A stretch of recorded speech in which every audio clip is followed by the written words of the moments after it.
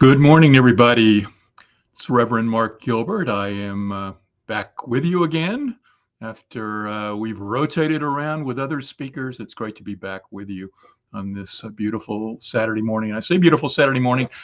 It is Saturday here where I am in Colorado, and it's raining, which is odd for the first week of February for us to be in a rainstorm.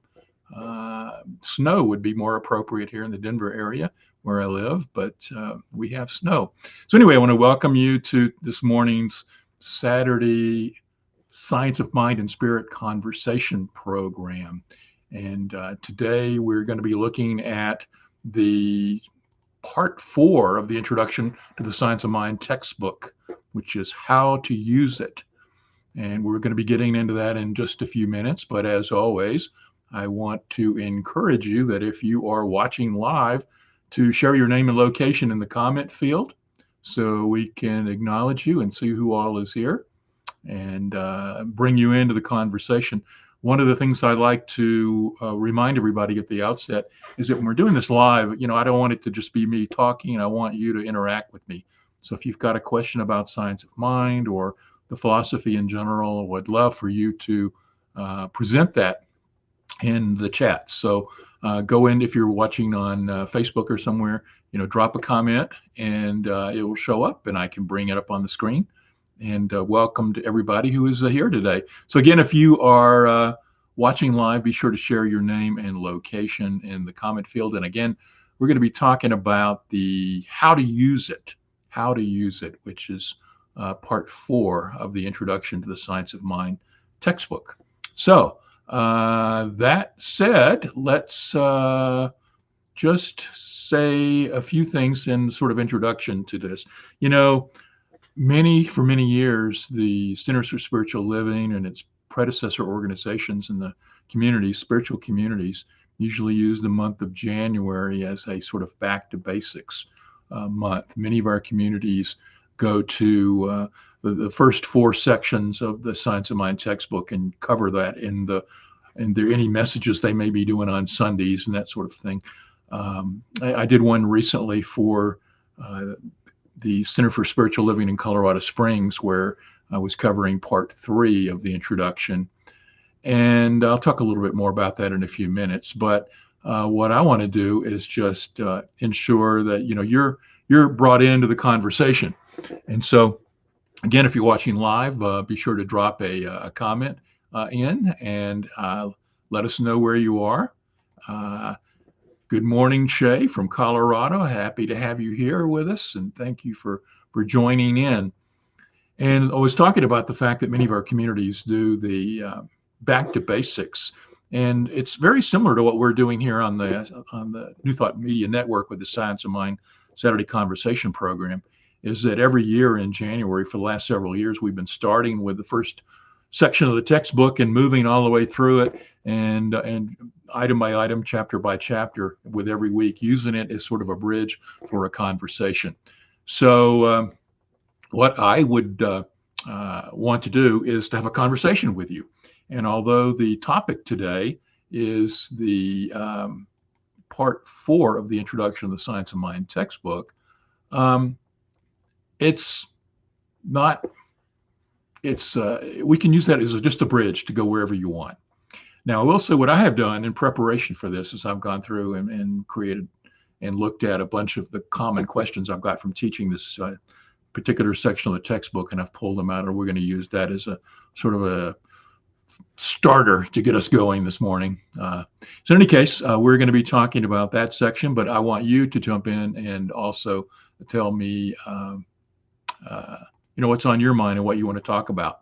And I'm sort of rambling a little bit this morning, and I guess I should have some of my coffee. I hope you've got some coffee or something. Not a plug for Starbucks, by the way, just happens to be the mug I'm using.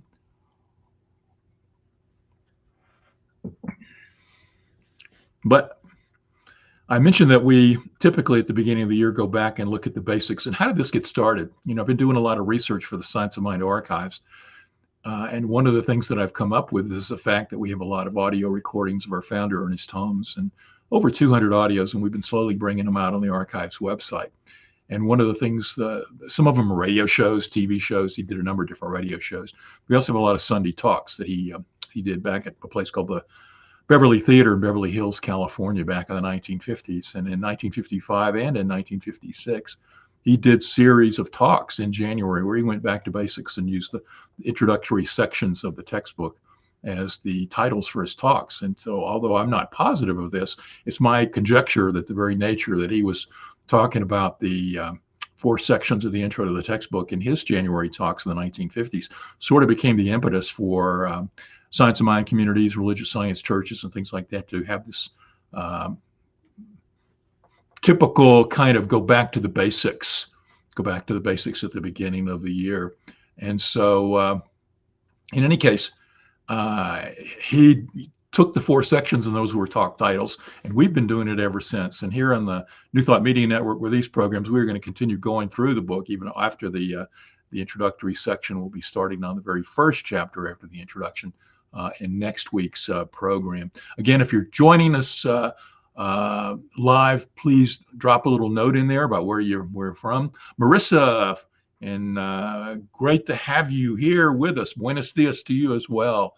Again, if you're joining us live, drop your name and location in the comment field, and I'll bring it up. We've got Linda, help welcome. Good morning from the snowy mountains of Colorado. Okay, where you are, it's snowing, and as I mentioned a minute ago, down here in the foothills or in the Denver area, and I live in Lakewood, Colorado, we're having rain, which is kind of weird for February to have rain. But in any case, welcome everybody, and as you're coming on, be sure to drop your name in there. And I want you to also drop me any questions and comments and anything that you want to discuss in the philosophy. Be sure to drop that into the chat so that I can see what you're doing. I wanted to mention that like I said a few minutes ago, I spoke at the CSL Center down in Colorado Springs a few weeks ago and did a message on the 3rd section of the textbook. Now, and what I want to do is just sort of bring us up to speed because we're going to go into section 4, but let's talk very quickly about the first 3 sections. And in my mind, it's hard to talk about one without talking about all of the others. And so in the very first section is called The Thing Itself. And what does that mean? Well, in a short nutshell kind of a statement, it means God or spirit or the all or the infinite intelligence. You know, we have a lot of baggage in our, a lot of people who come to CSL centers, they have the mindset that God is this old man in the sky, the picture on the Sistine Chapel that many of us have seen. That idea of an old man in the sky is what we carry around when we hear the word God. And so many of us know that image is inaccurate and from our belief structure. And so what we teach in science of mind and many philosophies is that God or spirit or the infinite intelligence or the thing itself is something that permeates everything. It's not an old man in the sky, but it's a power, it's a presence, an intelligence. It has characteristics. It's something that is the creative spark and force that created the universe. And it embedded itself into the universe itself, into the multiverses of the universe. That God is in all, as all, but God is not absorbed by its creation. So what do we mean by that? God is greater than this. So you can sort of imagine it like God is everything we see and experience, but God is bigger than that. Spirit is bigger than that. And when I'm saying God, again, I want you to let go of the old man in the sky image. I want you to be thinking about that power, presence, intelligence, the power of love, the power of the creative urge, all of those forces and motivators that are in us as human beings that call us to grow and evolve. That's an aspect of the divine. And so the first chapter in the intro about the thing itself is really about this force or power that is behind everything. One of the favorite terms I like is from William Walker Atkinson in a little book called The Kabbalion. He describes it as the all. And I like that phrase because it is the all. It's everything you can think of and more. You know, everything that is possible is this force. And so when we think about God or spirit or the all, we're thinking about everything that we can experience and everything that is beyond our experience. And even the experience of our experience is the divine, is God in us. And so the thing itself, is simply stated, is this divine force. Now, the next section in the introduction is the way it works. And the way it works is through its creation. Now, you first might say, well, why does it have to work? If it's the all and everything, why does it have to work at all? Well, in order to be creative, in order to better know itself, in order to use the abilities and that are embedded within its force and power, it doesn't need, in the human sense, to do anything, but it does create this universe as sort of a playground for it to use its creative sparks and abilities. And so the way it works is through its creation. So there's this thing, the thing itself, that works through its creation. And what is its creation? It's all of the world of form, and it's all the world of non-form. You can think it like from rocks to minerals to people to dimensions and beings who may be way beyond us. Everything in this realm of form and stuff is it moves through it, and that's how it works. But it's through everything that it transcends that as well, all the way in which it and everything that is embedded in it. So multi-dimensions, realms and spirits and dimensions beyond here, things in the world of the non-material, all of that is how it works. It works through all this stuff. So it's working through you, it's working through me, it's working through our rock, your dog, your cat. Everything is how it works. It's through everything that is manifest. So that's part 2 of the textbook. And then part 3 is what it does. And what it does is it responds to its creation. How does it do that? Because everything has consciousness in it. Everything is consciousness. And so this is kind of something that it's hard to wrap your mind around when you first come to science of mind. And by the way, when we say mind, you'll notice that mind is capitalized, because when we come to the science of mind philosophy, we often think that our use and thoughts that we think are, my awareness that I feel like is localized in my head. That's my mind. In fact, when you talk to a lot of people, a lot of scientists, they'll say, your mind, his mind, their mind, thinking that everybody's walking around with a little mind. And so that is the localized use of the mind, but mind is bigger than that. Mind is in everything. So all the books that you see behind me have mind in them. The wall behind me has mind in it. You have mind in it. Everything that you can see in your rooms has mind in it.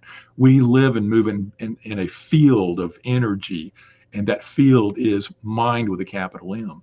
And that mind is consciousness. So mind and consciousness are almost synonymous in this meaning. That one phrase you will often hear is consciousness is the ground of all being.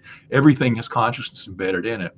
So going back to the thing itself is consciousness. It is mind. And in its creation, it has embedded itself into it. So all is mind.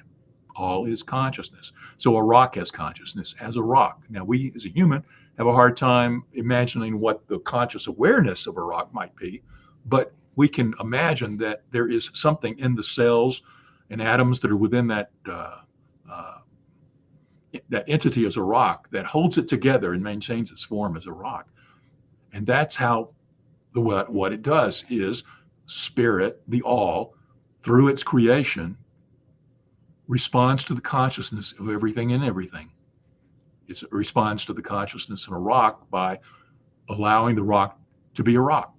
It allows these books to be books, to hold their forms, to hold their shapes. And so within the consciousness of everything is some sort of aspect of it that wants to maintain its form, its shape, its agency is a term we often use for that. And so we're using mind, and the divine or God, the thing itself, is responding to the consciousness that's in everything. So your dog, your cat, all of it has consciousness within it. And so everything has consciousness in it. And the way that what it does is it responds to the consciousness. Now, humans have crossed a key threshold. We can sort of like look at an evolutionary arc. The evolutionary arc is welcome, Althea. Good morning. And you're in Miami, and we welcome you for joining. We've got Shay from Colorado, Linda from Colorado, Marissa from Tijuana, and you, and there may be others as well who are watching. In any case, welcome to everybody. And I just want to say that I'm giving you a little bit of an overview of the Introduction to the Science of Mind textbook, but leading up to part 4. And then we're going to, if you have any questions, be sure to post a question in the question field, and in the comments, and we want to bring that in. But I'm just sort of laying the foundation here that the thing itself is God or all or spirit. The way it works is through its creation. It embedded itself into its creation. Everything contains within it consciousness or mind. It also contains a creative impulse. It also contains within it the power of love. It also contains within it an evolutionary force that wants to push it along and grow and become its highest expression of itself. And so I want, to see that sort of picture in your mind, is that we are moving through and the divine is moving through us and responding to us. But humans have an interesting aspect to their consciousness, that in the evolutionary arc of moving up from minerals to plants to animals to more complex animals to humans and maybe others elsewhere, we can only conjecture, have a level of consciousness that we are now aware of our thinking. We're aware of who we are, and that we are now can be conscious co-creators. Instead of just the divine or God's responding to our consciousness, we now can direct our consciousness, our thoughts, and through that create the world that we want. That's the whole bit. So that brings us up to how to use it. How to use it is what most of our classes are really about. They're recognizing that the fact that God or spirit or the divine is responding to the consciousness within us, and that we need to be more conscious co-creators and be monitoring our thoughts and thinking about our thinking. And that's really what this section about how to use it is about. Now, I mentioned a few minutes ago that I did a talk down in Colorado Springs, and in that talk, I covered what I just did and a little bit about how to use it, and in 8 minutes. And I'm putting up on the banner there that I put that out on YouTube. I took the excerpt from the talk down in Colorado Springs. By the way, you can go to the Colorado Springs website and see the entire talk. I think it may still be up. But in any case, I took an excerpt from that talk I did in Colorado Springs, where I basically covered in 8 minutes, standing up and moving around with a little more energy and force, that whole thing of walking through what do we mean by the 4 sections of the textbook, what do they stand for. And it's a summary of science of mind. If you look at it, it's really about understanding the underlying aspects of our theory. The first 3 parts of the introduction are laying out the theory. Everything is God or all. It created this manifest universe for it to know itself better and for it to express its abilities. And it responds to the consciousness that are embedded in everything. It's the theory. How to use it was the practical side of science of mind, which is where we start thinking about our thoughts and using directed thinking in order to allow ourselves to create the lives that we want. And that's why, if you're attracted to the philosophy, you can understand it from a philosophical side, like I've been outlining, but you also have to apply the practical side. So that brings us to the section of how to use it. And what I did, and I mentioned this earlier, is that I've taught this a number of times. And so I went back and looked at some of the questions that I've gotten through the years from people and compiled a list of some of the more common questions that come up on this section. Now, I would like to hear your questions. I would like for you to, leave a question. Again, leave your name, et cetera, in the area, but in the comments. But I'd also like you to leave a comment, and if you've got a question, leave it and put that in the comment field so I can interact with you. And while I'm doing that quick sort of like aside, I'll also mention that if you're interested in more of my teachings, more of my content, or write a blog, consciousbridge.com. Consciousbridge.com. That's where I'm doing a philosophy series now that I'm taking through and outlining the key concepts of what I see as spiritual philosophy is. And weekly blogs are coming out on Conscious Bridge. And you can go there and read what I've written and go back and look. That website's been around for 12, 13 years now with a lot of content. So I invite you to go to Conscious Bridge and read. And there, you can also find links to my YouTube channel there. Although, as I mentioned a minute ago, if you go to youtube.com/consciousbridge, that'll take you to my YouTube channel as well. Okay. That said, let us. All right. Let us have a sip of coffee to keep the flow going. If you got a question, drop a question in. Otherwise, I'm going to throw a question out here in just a second and respond to it.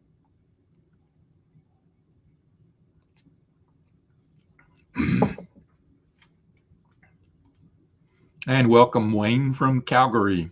So we've got Calgary and Colorado and Florida and Tijuana. Okay. Great to have you, Wayne, with us again, Wayne. And let's see. He is going to find his question. Again, if you want to follow along in the textbook, we're looking at page 51 of the next few pages in the Science of Mind textbook. But one question that often comes up, and this relates to content that's on page 51, is people often ask, is science of mind really a science? Really a science? And the reason they might say that is, of course, the very first page here, let me just give you a couple of quotes out of it. It says, of course, the theory of any scientific principle goes beyond its application at any given stage of the unfoldment of that principle and the evolution of its accomplishments. If this were not true, there would be no progress in any science. The sciences are as objectively real to us only insofar as we demonstrate them, and until demonstrated, they are suppositional so far as practical results are concerned. And he goes on from there. And so a lot of people read that and they ask the question, is science of mind a science? Now, I know about you, but when I was growing up and we were learning about science, it was all about the measurement of stuff in the physical world. And by that, they would say, we conjecture this is the way the universe works, that if we hold two things constant, and then we change one condition over here, and then measure the outcome, then we think that the one thing that we introduced most likely is the cause of that. And so it's like looking at A and B, introducing something on B and seeing if it changed it in a way that A didn't change. And if that's the case, then that introduction of that change. That's how many of us learn science. And it's very empirical. It's looking at the physical world. It's looking at stuff and measuring changes in stuff, altering physical things. And in fact, a lot of science has difficulty in trying to get into the non-material and non-physical stuff. So there's a part of us that when we talk about the science of mind and consciousness, even though there is science, there's study, there is the study of psychology that attempts to outline the mind. Most psychology uses physical measurements. It does inventories and physical tests and tries to get you to answer something in the physical area that we can measure to say, okay, this was measurable, this was empirical, and we could see that. One of the problems, of course, is that a lot of psychological stuff gets into aspects of our beliefs and knowledge in the inner world, and the only way we can really tap into the inner world is by the person's expression of what they're experiencing. Well, so it brings back, is science of mind as a science? What we're typically attempting to do is to say, okay, we're going to introduce that I was thinking this, and this was what I was getting in my life, and now I'm going to change my thinking and see if I get something different in my life. And so what we want to do in that case is see, did the change in the thinking lead to a different outcome in the physical world? Did we have demonstrable results in the world? And so to that degree, Ernest Holmes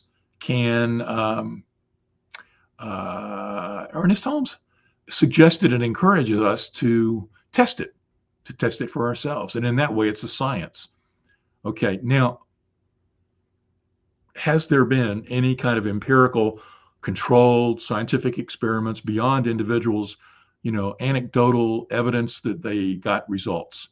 And there have been. If you go back and look at the work of Larry Dossey, an MD, and others, some of the work of Lynn McTaggart and some of the books she's written, there is evidence of the scientific studies that shows that the introduction of thinking and consciousness can impact results in the material world. And so there is scientific evidence for that. A lot of people like to explain it away, and a part of that gets back to people's models or their mindsets about what the world really is. Is the world simply matter, and consciousness is a byproduct of matter?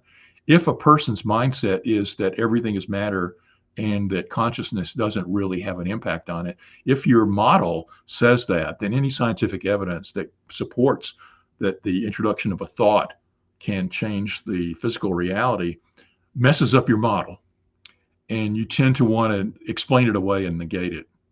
And so there is a something called scientific materialism, which is an aspect of people who employ to be scientists and skeptics and so forth about stuff, and they are say that by the very nature that thoughts don't interact or consciousness doesn't interact with the physical world, that any results that show that, that it's false results, or there's some flaw in the dynamic testing. So what you're going to encounter is a lot of materialistic people who have that mindset that everything is matter.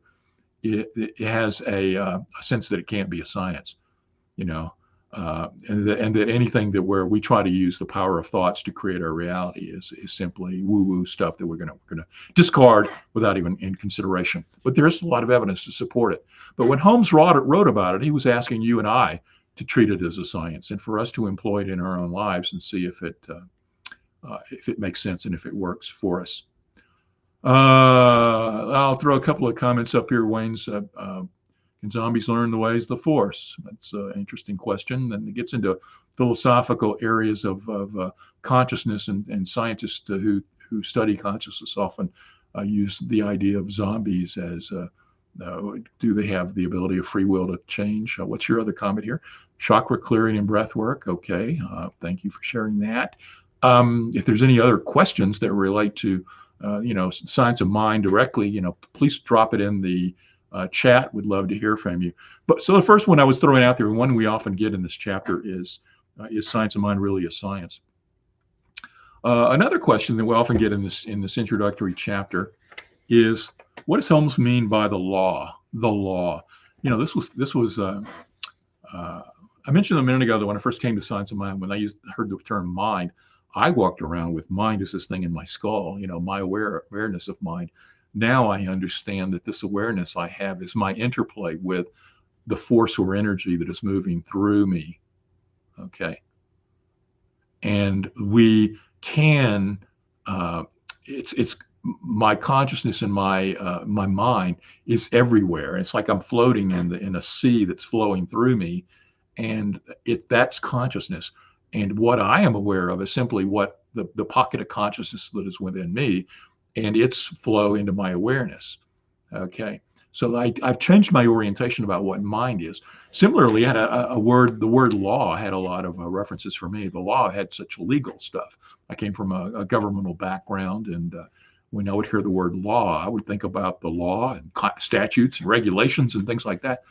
And a lot of study through the years, I've come to realize that the law and the way Ernest Holmes used it in the textbook, it came from a lot of other New Thought teachers and writers, even before Holmes, who used the law. I think a lot of people like to point out that Thomas Troward had a major impact on Holmes' writings, but there were others, even before Troward, who often referenced the fact that there was some spiritual law. Okay. And so I'm on page 52 in this introductory section, where Holmes writes, "There's no doubt about the immutability and the availability of the law. The law is infinite. It's right where we happen to be at any given time. It occupies all space and fills every form with differentiations of itself. The law also flows through us because it flows through everything. And since we exist, it must be in and through us. This is the crux to the whole matter. Infinite and immutable as the law is, ever present and available as it must be, the potential possibility of all human probability, it must flow through us in order to manifest for us." Now, what Holmes is talking about here is an aspect of this divine consciousness in which we're flowing. And I'm going to read just a brief blurb from the glossary of the textbook back in the back, which is always useful to go back and reference if you're wanting to see how did Holmes mean that term. And I got to tell you, all the years I've studied Holmes, I'll read something and then I come back and read it again, and at a higher level of my understanding. And there are things embedded in the text that I don't get the first time around, the second time. But the more I read it, the more I become aware of what he's really talking about. And here's how he defines law. And I'm just going to give you the introduction. It's a long paragraph, but I'm just going to give you the first few words. Mind in action. Mind in action. So what does he mean by that? Well, I want you to picture again that mind is like this ocean we're flowing in. And if it does nothing, if it's not in action, it just is. So we're in mind. But then to get mind in action requires the flow of consciousness into a creative aspect. So what's happening by the law, when we're reading the capital L law in Holmes, is he's talking about an aspect of this flow of the divine that takes mind and puts it into action, And so that when we have a conscious thought that says, I want to lose weight, I want to get a job, I want to do this, I want to go to the store today, we're putting mind in action. The very nature of our thinking is mind in action. In the consciousness of a cell that says, I want to maintain my sense of my cellness, that's mind in action as well. Anytime that there is a reflection within the consciousness field that requires something to be done, that's the law. The law is responding to consciousness at the level of the consciousness of the entity that has consciousness embedded in it. And with you and me, we either have subjective consciousness that we're unaware of what we're thinking, or we have objective consciousness where we're aware of what we're thinking. And the whole role of science of mind and how to use it is to move from things being subjective and just automatic to moving into a state of us being conscious choice makers so that we can choose what we want. So that when we put the law, mind in action, it responds to us. So that's what he means by law, is the flow of the mind in action. Okay. Hopefully this is helpful and beneficial to you. Again, if you've got a question related to it, please drop that in the comment field. I'd love to respond and interact with you on anything pertinent to the science of mind. And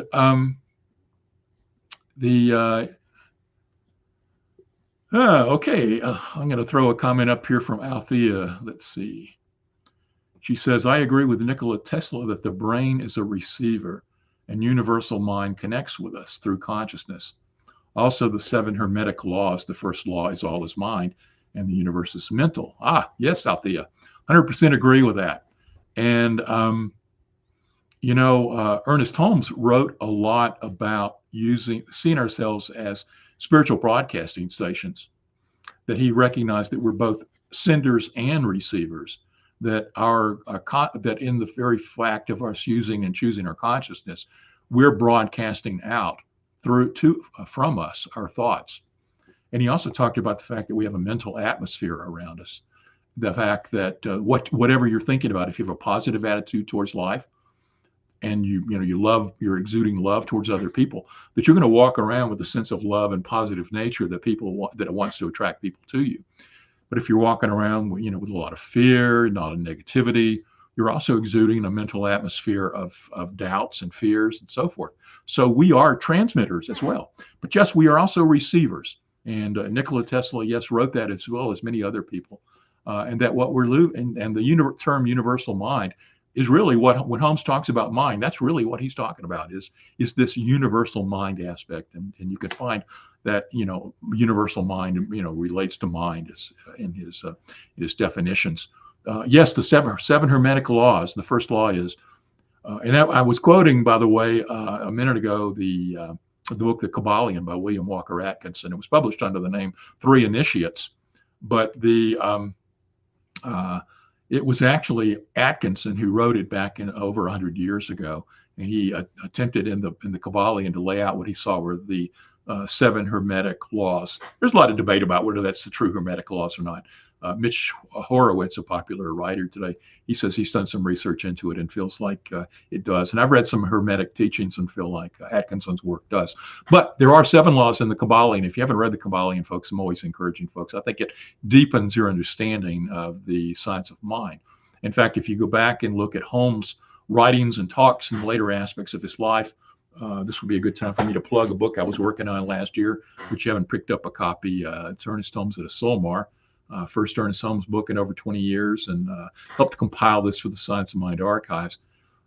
In that is talks of his at Silomar to people who were well versed in the philosophy of science of mind, and he references the Hermetic teachings a fair number of times in there. He goes back and talks about the fact that they are underpinnings of the philosophy.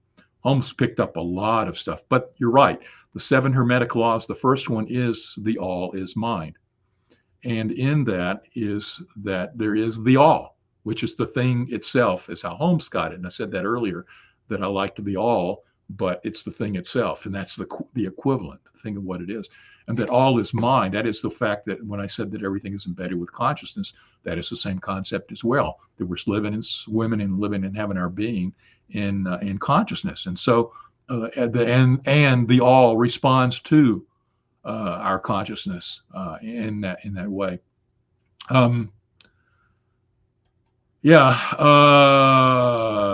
You're seeding and weeding the collective consciousness. We all are, Wayne. We're all consciously choosing, and we're all through our thoughts putting thoughts into the collective unconsciousness, which a point could be that in the subjective, we're all feeding into the subjective, which then impacts other people. And so that our mental atmospheres that we have are flowing into this unconsciousness, and we are impacted by it. So not only do we carry around our spiritual broadcasting stations and receivers, as Althea was pointing out, we are also all the stations are broadcasting all the time and feeding into the collective unconsciousness, which we also receive as well. And it's a powerful force in our lives, which calls us to even greater levels of wanting to understand the power of consciously choosing our lives and our thoughts. One other question I want to get here to, and it again, if you've got a question out there, please throw it in the comment field. I would love to respond to whichever is on your mind. Is Holmes says that the original spirit is harmony. This is over on page 53. I'm just going to read the excerpt. He says, thus, a practitioner of this science should not be confused over any given form, but should know that any form which is not of the original harmony is subject to change. The original spirit is harmony. It is beauty and truth and everything that goes with ultimate reality. The universe is not divided against itself. A beautiful statement, but what does Holmes mean by the original spirit is harmony? Those of you who have attended any of my classes recently or any of my talks know that I often get into this recommendation that you look at things as a sliding scale. To use the Hermetic teachings that Althea was talking about, everything is a polarity. Everything is on a sliding scale of polarity. Everything is one. We know this, that everything is one. But in the reality in which we walk around each day is a material, physical world reality. But it's also connected to, and we also call this the relative world, because everything is in relation to one another. Okay. And so, but at the other end of that spectrum is the absolute world of the God, divine, ultimate spirit. Okay. And so what we are is we live in our consciousness along in this sliding scale where sometimes we're focused on our separation and divisiveness and seeing ourselves as separate and apart from one another. And sometimes in our consciousness, we taste and understand the oneness of life. We might have a conscious, cosmic consciousness experience or some spiritual awakening experience that shows us that everything is interconnected. And then we might slide back down. But we as humans move and have our being. I'm on the meditation cushion. I'm closer to spirit. But if I'm, cussing somebody out in traffic, I'm down in the material and everything is separate and apart. So I want you to see that we live in both realms at the same time. The Hermetic teachings like to refer to this as the law of correspondence. That was something that they referenced. And Holmes wrote about the law of correspondence as well. And what that meant was, as above, so below, as below, so above. Now, what is below and above? Back to my sliding scale. Spirit, and, let go of above and below. Those are just relative terms for our to understand it. It's everywhere at the same time. But in our minds, what we want to see is that God or spirit is above the world of the material and form. God embedded itself into this world, and our evolutionary path is back to knowing our truth of oneness. So it was involution. God involved itself in its creation, and now it's allowing its creation to have forgot its source and to work its way back. It's the hero's journey. It's our evolution back to our truth, back to our oneness. But in this structure of above and below, what the Hermetic teaching said and what Holmes said and what he's getting at with this concept of harmony is that in the all, in the one, in the world of the absolute and the divine, is a perfect outpicturing in consciousness of what's the possibilities, the highest possibilities for our life. There is a harmonic flow of ideas. Down here in the world of the relative, because we've forgotten our source, we get out of tune with that information. And what we want to do is to tune back into the divine and to be in its flow. We often talk about being in the flow. In the flow is when everything just lines up magically for us, and it appears like miracles are happening for us. And how does that occur? When we align ourselves with what our highest vision is, and what Spirit's vision is for the material realm. So if we get out of our sense of separation and we move away from hate and towards love, towards things that are harmful, towards things that are beneficial, when we become a beneficial presence on the planet, we become more in the divine flow. Ralph Waldo Trine, back in around 1900, wrote a bestseller book called In Tune with the Infinite, In Tune with the Infinite. And that's what he was trying to call us to do, was to move into and to taste and know God's calling and love for the planet and everything, and to get in tune with that. And when we do, and that flow occurs, it's like harmony. It's like we're singing the chords that go together. And that's the flow of the as above, so below. But what often happens is that down here in the material realm, we let stuff around us have power, and we make our choices based on things in our life that are less than what we want. And we think that's the reality. And when we do that, and it's less than what we want, we're no longer in tune with the infinite. We're no longer in harmony with the divine flow. As above, so below is always going to work. But I want to go back to my model of the material to the spiritual. And in between are other aspects of being. We might think of like this is the multiple bodies or chakras or anything like that. A lot of these models line up if you look at them that way. But we have our physical body, we have our emotional body, our mental body, and then our spiritual body. And along the flow above us is spirit. But when we're thinking our thoughts into the mental realm. If our mental thoughts are in line with spirit, and spirit wants harmony and love and peace and joy, then we get this, we're in tune. But if we think thoughts that are in alignment with the negativity we see in the world around us, then we're going to continue manifesting more negativity. We have the power of choice, because back to what we talked about at the very beginning, that how it works is that spirit responds to our consciousness. And if our consciousness is thinking and is attuned with the material realm and secondary causes that are less than what we want, then we're going to continue to manifest those things. It's going to respond to us at our consciousness. What our goal is to shift our ability to get up to it. So always remember, as above, so below, and as below, so above. We can impact our thinking by how we change how we're looking at stuff. But if we look at stuff and give it the power, it's going to impact us. Okay. So we have to get our thoughts in alignment with the divine. And that is what Holmes means by harmony. When we are in the flow, it's like playing two musical chords and they sound good. We are in harmony. But have you ever heard two notes that are played and they are not in alignment? They sound really bad, and they're not what we want. We know when something is in tune, and we know when something's not. And it's an inner feeling, it's an inner knowing. And so we ourselves are aware of that. So let me get a couple of other comments that have been thrown in here. I said, I found Ernest Holmes studying through Neville Goddard about a year ago. Thanks for a great explanation. Thank you, Althea. Appreciate it. And I love Neville as well.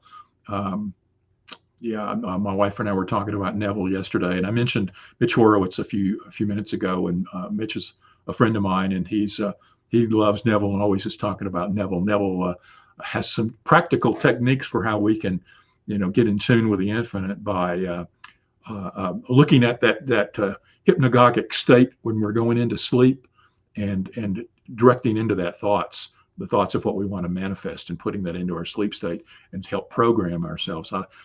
Goddard is, if you read Goddard, a lot of people find Goddard through Holmes. A lot of people find Holmes through Goddard, and there are many other interesting New Thought authors. I mentioned William Walker Atkinson, Ralph Waldo Trine. Most days people find us through Wayne Dyer, Deepak Chopra, others. But when you start looking at it, you're finding truth is truth, and they're all teaching it. They're all teaching it. Yeah. So I love Goddard as well. Nikki, thank you, Nikki, for joining us. You needed this reminder. We all need this reminder. The material world, I like to often point out, is so damn mesmerizing. It captures our attention, and we just stay with it, and we think that's the real reality.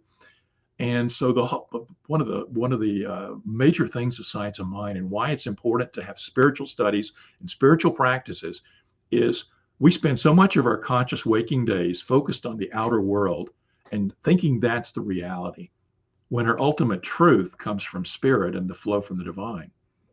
And if we're giving our attention outward, we're mesmerized with it, we forget the truth of who we are. Yeah. So it's always good to go back to source and remember it. Jason, great, but you have to spread it among many people. I think you assume you're talking about spiritual truth. Well, that's an interesting thing. Yes, there are. You can look at it that we are on one level, we're all one, and so we're all interconnected. And yes, there's great. I think many of us who come to this philosophy and we see the suffering that people are having by their focus on the negativity of the world and their lack in their world, that we want to spread it. We want to tell them that you can change your life and that you can look at life differently. And so I think, and that's why I even do these programs. I want to take this philosophy to more and more people, and that's why I became a science of mind minister. Was I felt that the value of the teachings was so important that I wanted to share it. And I think we all have that. One of the things I teach in my classes is that we're all spiritual teachers. Even if we're in a class and we're learning, in that moment we're learning, but we're also in that moment interacting with our fellow students and we're teaching. And so we are constantly in a flow of teaching and learning. It's back to that we're always broadcasters and receivers thing we were talking about a minute ago. We are continuously in a flow. And when we see people struggling or the world struggling, we want to spread that. But there's also the concept that the more that concepts get introduced into the consciousness of the planet, all it takes is to reaching a certain tipping point, and then they become sort of the known, the expected of the world. And so we can look out at the world and the billions of people are on it, and new ones being born all the time, and have a sense of frustration that how will we ever get the awareness out to everybody? Well, all we have to do is to get it out to a significant number to change that tipping point. And I think that the more of you that are doing that and being teachers, the more that we can change the consciousness of the planet. And appreciate that comment. Shay, how do I reconcile experiencing trauma and abuse in my family with the idea that if I'm thinking negative things, then negative things will happen? I did not cause these people to abuse me. Excellent question. And that's a topic I don't know that we have enough time to go into deeply. But I would say this. I do believe that we come onto this planet to learn lessons and to grow and evolve in our awareness. And in that, we are placed into situations. Many people say we consciously choose them. Situations that are for our growth. What is next for us? What is it we need to learn when we come onto the planet? I believe that every person who comes onto the planet is born embedded with love and a desire to create and all the gifts of the divine. But we then are born into a physical environment where a lot of people believe different stuff. And sometimes they believe things that can be traumatic to us. Every person probably listening to these words can reflect on things within their upbringing, which was less than what they wanted, that they would go back and change in some level retrospectively. But on the other hand, we can also look at all the negativity that appeared in our lives and recognize that it gave us gifts, that only when we had the time and distance to get away from it, that we can recognize that it gave us the impetus to grow. It gave us the contrast to what we didn't want in life so we could choose something different. And it gave us the ability to look at our lives from a way of what we'd like to really create. So yes, there's a lot of people who've experienced trauma and abuse. And if you did, my heart goes out to you. But what we all are called to do is to understand the basic understanding of how our thoughts are creative. and to try to look at the trauma that we have experienced and to release it, to let it go, to learn from it, grow from it. It's not to say that it's something we would consciously choose or want for you or for anybody, but it's also something that we have to look at and say, how can we get goodness from it? What am I called to do now because of that? How can I be a gift to the planet so that others in my sphere of influence aren't impacted by that? How can I assist others who may be going through trauma now? It may lead you to a personal calling to want to work with traumatic people. I don't know. I'm just sort of like throwing out some thoughts.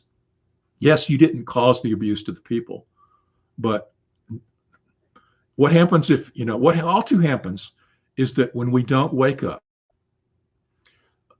abusive parent leads abusive child who grows up to be an abusive parent, an abusive child who grows up to be an abusive parent, abusive child, and the sequence continues for generation after generation after generation until one of them wakes up enough to break the cycle. And the cycle breaking is not about blame the person who was abusive to you. It's about you waking up and taking conscious choice to create the greatest life for yourself. And what are you going to do with the pain that was caused upon you to grow? What's next for you? I don't know if that's helpful or not, but but abuse is. I would also encourage anybody who's gone through any kind of trauma or abuse to seek assistance from others, because sometimes we need other people to help us in breaking the cycle and in seeing the greater truth. When we're embedded in something we have a lot of emotional attachment to, it's hard for us to break through and to see the truth. Sometimes we need help. That's why we recommend in a lot of our Science of Mind centers, seeing practitioners that can hold and know the truth for you. So if you're in as part of a CSL community, reach out and see what resources they might have. Science of Mind practitioners who can pray with you, but also other resources who might be professional assistants and counselors. And I say that for Shay, but for anyone who might be working through such issues, and to know that we all had something that we're carrying around. I know that as much as I would like to think I've grown and learned, something will rear its ugly head and show, and I go, damn, I thought I healed that. And I realize it's like peeling an onion. I got another layer of the healing that I've got to do. And it's almost like we never arrive. And the growth will continue. I had a good friend of mine who died a couple of years ago. He was like 98 and he was still doing classes and growing, and even up to the point that he died. So, any case, I appreciate all of the interaction. I see that we have gone quite well. I hope this has been beneficial for you. I want to appreciate everybody who's come on today and played in the dialogue and helped direct it. I hope that the conversation was beneficial. I would encourage you again, if you are interested in some of my work, that you can go to my website, unconsciousbridge.com. I would also recommend that if you want that brief intro I was talking about regarding the talk I did in CSL Colorado Springs, you can go to my YouTube channel, youtube.com ConsciousBridge, which is also linkable from my main website. And the latest video there is Science of Mind at 8 minutes. And also just to remind you that if you enjoy the program here on New Thought Media Network, to be sure to go to ntmedia.org and click on the donate and help fund this channel and these programs and keep this channel alive. Next week, you'll have another speaker here talking about the next chapter, and which is actually chapter 1, I believe, in the Science of Mind textbook. So please come back next Saturday and join in on that. And so with that, I am going to say, bid you adieu. Thank you very much for being here. And he multitasked himself into turning on what he needs to turn on. So let's.